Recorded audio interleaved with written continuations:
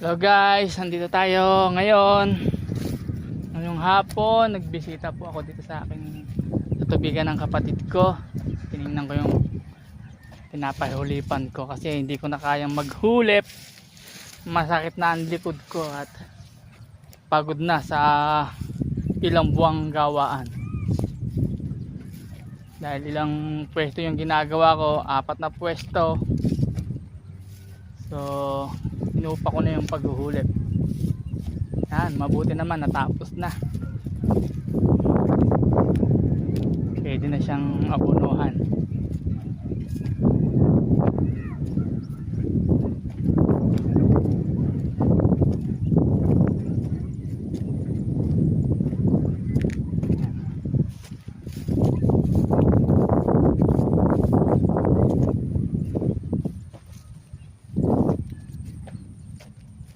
Tapos naman pala ng hulip. Ang tao kaya sisingilin sa akin dito. Ang dami pang takata ko. Tatanggalin ko pa yan pagka hindi na busy.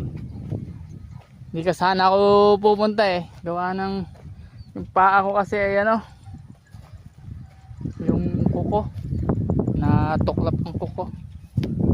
Buti na lang meron akong botang kakaiba. Ito guys, tingnan nyo yung bota ko. Siya ay pwede siya sa putek. Pantubigang bota talaga siya. Kahit ilusong ko, hindi siya basta-basta nahuhugot kasi malambot siya. Para siyang interior. Ayan. Thank you sa kapatid ko na sa mga kapatid ko na nagbibigay sa akin ng mga gamit pang proteksyon para sa tubigan. Ayan.